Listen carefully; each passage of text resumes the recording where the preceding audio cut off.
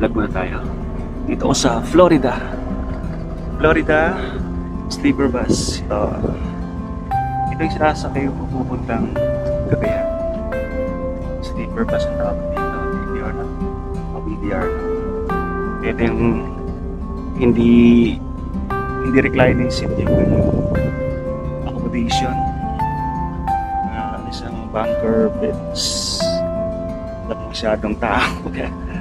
Pwede pa akong mag-tour dito. Okay, tapos pagpunta ka dito, meron siyang meron siyang toilet. Sa tabihatang toilet. Ayan. Ito yung kanyang accommodation.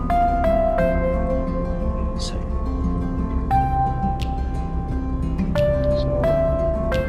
ang laman nito, galing sa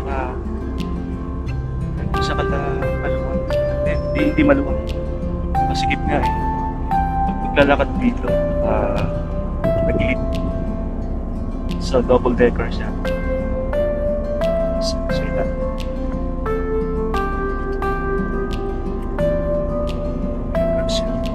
Ito yung aking pwesto.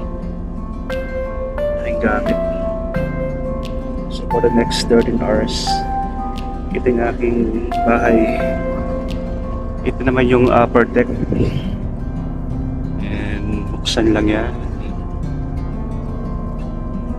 Alaman siguro na ito, isang row 6 eh. 1, 2, 3, 1, 2, 3, 4, 5, 6, 1, 2, 3, 4, 5, 6 6 rows times 6, 36 passengers ang pwede. Ano lang siya, makitid. Kapag naglalakad, salubong. Ay, hindi pa salubong. Patagilid. Hindi pala pwedeng salubong. Ayan, next time.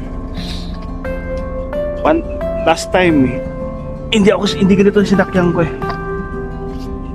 Last punta ko dito, sinakyan ko parang super deluxe. Itong merong kang sariling room sa bus with TV, wifi, yan. May kumot, may headphone. Kaya mahirap pagpabook ng ganyan pag ganitong time. So sleeper bus yung ginamit ko. Tapos ang gamit ko na sa compartment sa baba.